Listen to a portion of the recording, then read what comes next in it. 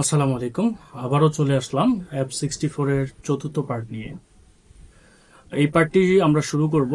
একজন সাবস্ক্রাইবার হোয়াটসঅ্যাপে মেসেজ করেছিল আরপিএমবি নিয়ে কিছু সমস্যা নিয়ে, তো সেটা দিয়ে আমরা শুরু করব। দেন হচ্ছে গিয়ে আমরা এমটিকে প্রোগ্রামিং আজকে করব।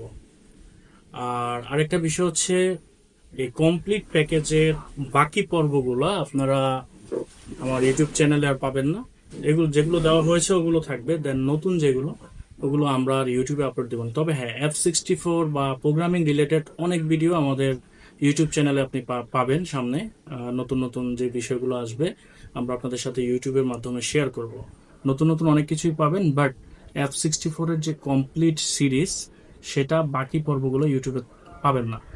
কারণ বিষয়টা হচ্ছে অনেক পরিশ্রম বা এফোর্ট দিয়ে অনেক কাজ করে দেন হচ্ছে গিয়ে আমাদের এই ক্লাসগুলো বানাতে হয়।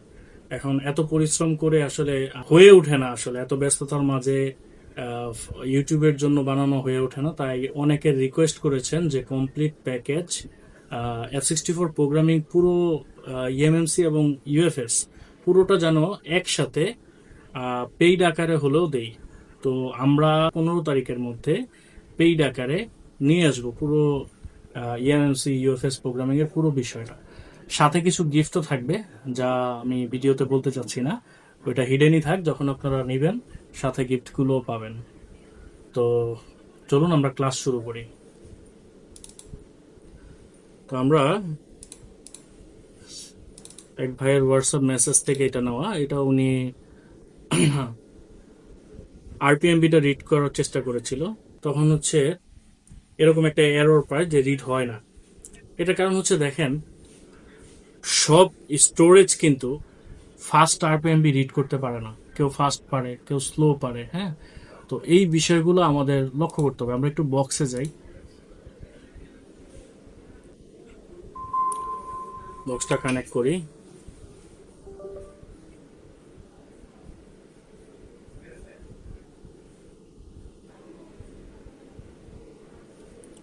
দেখেন আমাদের স্টোরেজটা প্রপার কানেক্ট হয়েছে। হ্যাঁ, এখন যদি আমি আরপিএমবি রিড করি, এখানে দেখেন একটা অপশন আছে যে ফাস্ট আরপিএমবি রিড। এখন বিষয় হচ্ছে সব স্টোরেজ বা সব ইএমএমসি তে কিন্তু ফাস্ট আরপিএমবি রিড করার মতো ফ্যাসিলিটি পাওয়া যাবে না। আপনি যদি মনে করেন পৃথিবীর সব স্টোরেজই ফাস্ট আরপিএমবি রিড করবে, তাহলে সেটা ঠিক না। তো আমরা এই ফাস্টে রেখে আগে রিড করার চেষ্টা করি। ডেস্কটপে রাখি আমরা।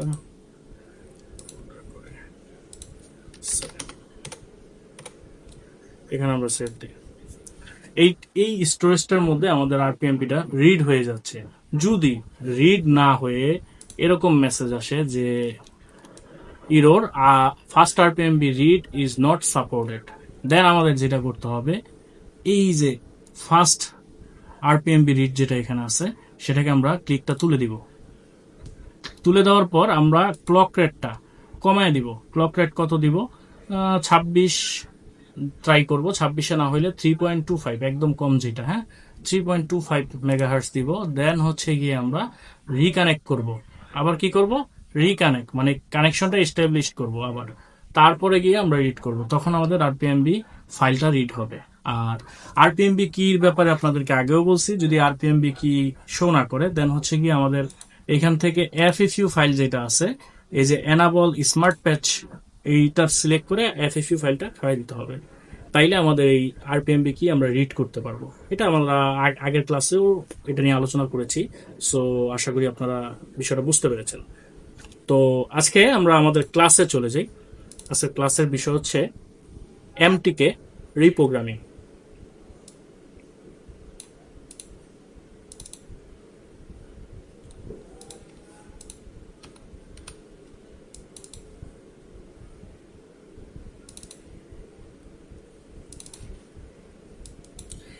এই যে মডিউলগুলো, এই মডিউলগুলো বানাইতে কিন্তু প্রচুর সময় দেওয়া লাগে, ইফেক্ট দেওয়া লাগে।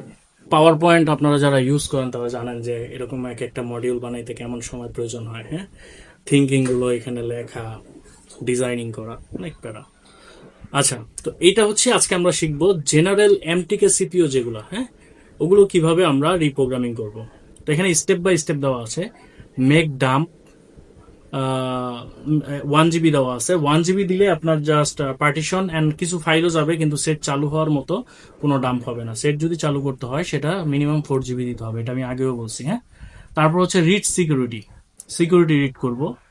দেন এখানে আছে হেলথ রিপেয়ার। এখন বিষয় হচ্ছে হেলথ রিপেয়ার কি আমাদের সব সময় লাগবে? না, শুধুমাত্র যখন হেলথ খারাপ হবে তখনই আমরা হেলথ রিপেয়ার করব। হেলথ রিপেয়ার করব যদি প্রয়োজন হয়। হ্যাঁ, দেন হচ্ছে গিয়ে রাইট ডাম্প, ওই যে আমরা যে ডাম্প নিয়েছিলাম সেটা কি করব, যে ডাম্পটা নিয়েছিলাম ওইটা কি করব, রাইট করব। হ্যাঁ, তারপরে রাইট সিকিউরিটি। দেন হচ্ছে গিয়ে F64 দিয়ে আপনি ফ্লাশ করে দেন ফোনটাকে। দেন আপনি বোর্ডে ফিক্সড করেন, আপনার বোর্ডে আইসিটা লাগিয়ে দেন। এই হচ্ছে প্রসেস। এরপরে স্টেপ বাই স্টেপ আমরা দেখি। হ্যাঁ, এখানে লেখা আছে make dump excluding 1 GB। 1 GB দিলে আপনার পার্টিশন হয়ে যাবে, কিন্তু সেট রান হবে না। রান বলতে লোগো আসবে না। লোগো যদি আনতে হয় সেই ক্ষেত্রে আপনার 4 GB করতে হবে। হ্যাঁ, স্টেপ দেখি। স্টেপ 1 হচ্ছে আমাদের ডাম্পটা রিড করা। এখন ডাম্প 1 GB নিলে আমাদের পার্টিশন গুলো চলে আসবে, কিছু ফাইলও হয়তো বা তার মধ্যে আসবে, কিন্তু সেট অন হয়ে লগো পর্যন্ত আসার মতো ফাইল কিন্তু 1 GB তে হবে না। সেই ক্ষেত্রে আমাদের মিনিমাম 4 GB থেকে 8 GB যদি আমরা ডাম্প নেই, সেই ক্ষেত্রে আমাদের ফোনটা লোগো পর্যন্ত আসতে পারে। ঠিক আছে, তারপরে যেটা করতে হবে সেকেন্ড স্টেপ হচ্ছে গিয়ে সিকিউরিটি ব্যাকআপ করা। আমাদের কাছে যদি সিকিউরিটি ফাইল নাও থাকে তারপরে আমরা করতে পারবো, তবে সেটা আমরা সামনে দেখব। হেলথ রিপেয়ারটা হচ্ছে যখন আমাদের ইএমএমসিতে কোনো ইস্যু থাকবে হেলথ রিলেটেড, তখন আমরা শুধুমাত্র হেলথ রিপেয়ার করবো। হ্যাঁ, এছাড়া হেলথ রিপেয়ারটা সব সময় করার কোনো প্রয়োজন নাই। হেলথ রিপেয়ার সব সময় করার কোনো প্রয়োজন নাই। ঠিক আছে। আচ্ছা, এখন বিষয় হচ্ছে আমাদের কাছে যদি কোনো ডাম্প না থাকে এবং কোনো সিকিউরিটি না থাকে, কোনো ডাম্প নেই, কোনো সিকিউরিটি নেই, তখন আমরা কিভাবে প্রোগ্রামিং করব? ধরেন আমার আগের আইসিটা টোটালি নষ্ট, কানেক্টই হয় না, একেবারেই কানেক্ট হয় না। তো একেবারেই যদি আপনার আগের আইসিটা কানেক্ট না হয়, আগের ইএমএমসিটা, তখন তো আপনি সেটা থেকে ডাম্পও নিতে পারবেন না, সিকিউরিটিও নিতে পারবেন না, তাই না? তো সেই ক্ষেত্রে যেটা করতে হবে, আমাদের জিপিটি করতে হবে ফ্লাশ ফাইল দিয়ে। আশা করি বুঝতে পেরেছেন কিভাবে। আসলে আমরা দেখি জিপিটি কিভাবে করব ফ্লাশ ফাইলের মাধ্যমে। এখানে আসবেন, আসার পর আগে আমাদের নতুন আইসিটা কানেক্ট করবেন। হ্যাঁ, আগের প্রসেস কিন্তু এখানে আমরা যেটা দেখছি, দেখেন ডামটাম আমাদের নাই, সিকিউরিটিও নাই। সো আমরা জিপিটিটা কিভাবে করব প্রোগ্রামিং এর জন্য?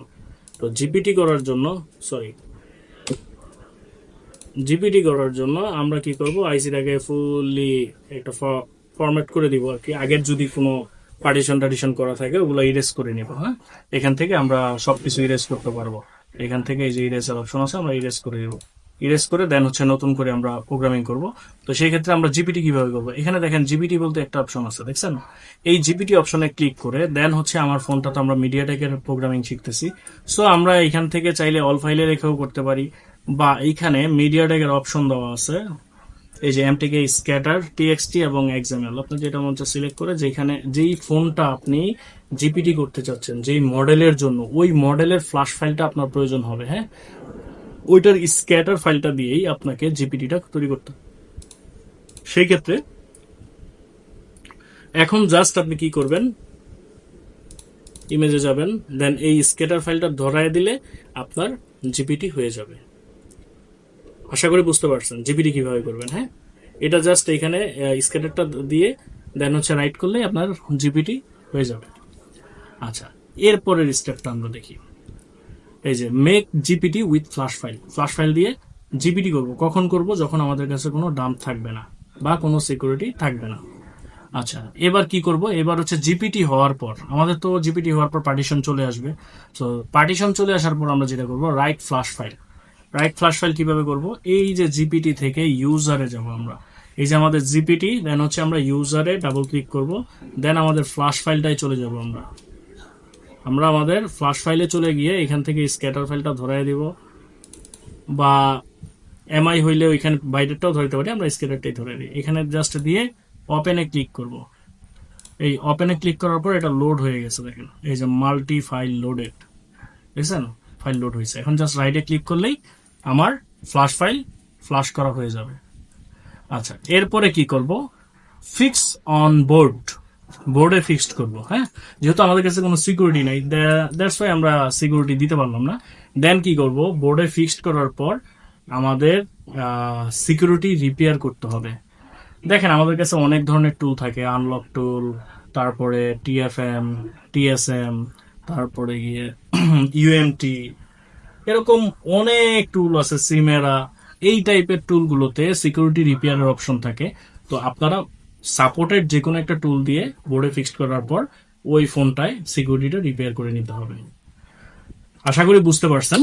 এই হচ্ছে আমাদের মিডিয়াটেকের টোটাল প্রসেস, যে ডাম্প এবং সিকিউরিটি থাকলে কিভাবে করব, এবং ডাম্প এবং সিকিউরিটি না থাকলে আমরা কিভাবে করব।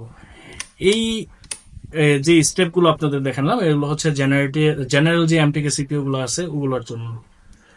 এরপরে হচ্ছে কি এমআই ফোন আছে, আরো অনেক ফোন আছে যেগুলো স্পেসিফিক কিছু মডেল আছে, ওগুলা কিভাবে করবো ওগুলো আমরা আমাদের পেড ক্লাসে পেয়ে যাব। প্লাস মানে এক কথায় আমরা যে ক্লাসটা দিতে যাচ্ছি অনলাইনে, সেটা এমন ভাবে আমরা এক্সপ্লেন করব, খুব সহজ ভাবে, ভিডিও অনেক লংও করার প্রয়োজন নেই, খুব স্বল্প কথায় সহজে কিভাবে পুরো বিষয়টাকে, ইএমএমসি ইউএফএস এর বিষয়টাকে এক্সপ্লেন করা যায়, সেই বিষয়টা আমরা চেষ্টা করব। আর আমাদের এই পেইড প্যাকেজটা যারা নেবেন, আপনারা আশা করি যারা মোটামুটি এক্সপিরিয়েন্স আছে সফটওয়্যারের কাজের, দেখলে অবশ্যই করতে পারবেন। এখন বিষয় হচ্ছে আমি আপনাদেরকে এই যে পেইড ভিডিও রেকর্ডেড একটা ক্লাস দিচ্ছি, এই ক্লাস নেওয়ার পর আমি হয়তোবা আপনাদেরকে ইনবক্সে গিয়ে আপনাদেরকে সময় দেওয়া আমার পক্ষে সম্ভব না। তবে কেউ যদি মনোযোগ সহকারে ভালো করে ভিডিওগুলো দেখে, যেহেতু তাদের কাছে রেকর্ডেড গুলো বারবার দেখার সুযোগ থাকবে, তো কেউ যদি মনোযোগ দিয়ে দেখে, আমি মনে করি যে F64 এর কোনো কাজই তাকে আটকাতে হবে না। এখন আসি, কারো কারো প্রশ্ন থাকতে পারে যে আমি যদি এই প্যাকেজটা কিনি, সেই ক্ষেত্রে এই যে এমডিএম লক, তারপরে গিয়ে টেকনো ইনফিনিক্স এর ফোনের মধ্যে এখন ফাইন্যান্সিয়াল লক আসতেছে, বা কিস্তি লক, যেটা এই টাইপের লক আসতেছে, ওগুলোকে আমি করতে পারবো? বা এই ধরনের কাজগুলো, এখন দেখেন আমি ডাইরেক্ট ইলিগাল কাজগুলোকে প্রমোট করতে পারি না, ঠিক আছে? আপনি যদি বক্সের ব্যবহার জানেন, আপনার কাছে যদি ওয়েস থাকে, মানে কিভাবে করতে হবে জানা থাকে, তাহলে আপনি সব কাজই করতে পারবেন। আপনি যদি ব্যবহার বিধি জানেন, আপনি সবই করতে পারবেন। আশা করি বুঝতে পারছেন। আর স্পেশাল কিছু থাকবে আপনাদের জন্য যারা প্রোগ্রামিং এর ক্লাসটা কিনবেন। কি থাকবে সেটা এখন না বলি, কিছু স্পেশাল এই ধরনের পদ্ধতি আমি আপনাদেরকে দিয়ে দিব পার্সোনালি, ওটা আমি এখন বলতে চাচ্ছি না। তো লাস্ট স্টুডেন্ট এক্সপ্লেনেশন যেটা পেলাম আমরা আজকের ক্লাসে, যে রিপেয়ার ওয়ার্ক ফ্লো যেটাকে বলে, যে প্রথম কি করব, ব্যাকআপ করব ডাম্প এবং সিকিউরিটি, দেন কি করব, রিপেয়ার হেলথ যদি দরকার হয়, যদি দরকার না হয় ফাইন। আচ্ছা, হেলথ রিপেয়ার তো আমরা বারবার বলতেছি, যখন প্রয়োজন শুধুমাত্র তখনই, আমাদের হেলথ যদি সমস্যা দেখা দেয় তখন আমরা হেলথ রিপেয়ার করবো, এছাড়া হেলথ রিপেয়ারের প্রয়োজন নেই।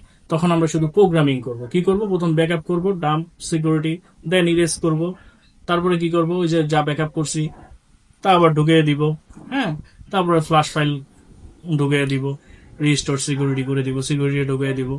দেন হচ্ছে কি আমাদের যদি হার্ডওয়্যার রিপেয়ার দরকার হয়, এখন দেখেন সব ফোনে কিন্তু হার্ডওয়্যার রিপেয়ার দরকার হয় না। যেমন দেখেন এমআই ফোনগুলোতে আরএসএ প্রোটেকশন, আমরা যদি সিকিউরিটিকে কোনো ধরনের রিপেয়ার করি, ওইখানে আরএসএ প্রোটেকশন থাকে। তো সেই ফোনগুলোতে হতে পারে যে আমাদের হার্ডওয়্যার রিপেয়ার করতে হইতে পারে, বাট জেনারেটিক যে ফোনগুলো যেগুলোতে আরএসএ প্রোটেকশন নাই, সেগুলোতে হার্ডওয়্যার রিপেয়ার সাধারণত প্রয়োজন হয় না। হ্যাঁ, এই হচ্ছে আমাদের মিডিয়াটেকের ক্লাস। আমরা আবারও বলছি, আমাদের যে 15 তারিখে আমাদের যে ভিডিও ক্লাসগুলো আসছে, আমি চেষ্টা করব খুব কম দামের মধ্যেই দেওয়ার জন্য, প্রাইসটা 5K এর মধ্যে রাখবো।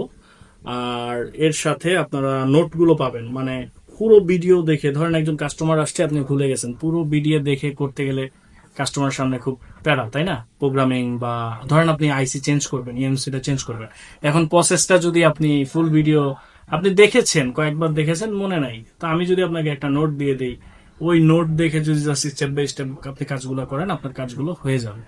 তারপরে বিষয় থাকে যে ইএমসি চেঞ্জ করব, আমি এইটার বদলে কোন স্টোরেজটা ব্যবহার করতে পারি না। এরকম আরো অনেক প্রশ্নের উত্তর পেয়ে যাবেন। এবং ইউএফএস কিভাবে প্রোগ্রামিং করব, চেঞ্জ করতে হলে কিভাবে করতে হবে। আমি যদি ইএমসি ইউএফএস চেঞ্জ পরিবর্তন প্রোগ্রামিং আমি শিখলাম, কিন্তু আমি সিপিও চেঞ্জ করতে চাই, কোন ফোনগুলোতে কোন সিপিওতে কি কি রিকোয়ারমেন্ট থাকে চেঞ্জ করার প্রসেস, এই সব বিষয়গুলো আমি এর মধ্যে অন্তর্ভুক্ত করে দিব। তো সবাই ভালো থাকবেন। আর ঈদের যেহেতু অনেক পরে আমরা ভিডিওটা করছি, তারপরও সবাইকে ঈদের শুভেচ্ছা রইল। আল্লাহ হাফেজ, আসসালামু আলাইকুম।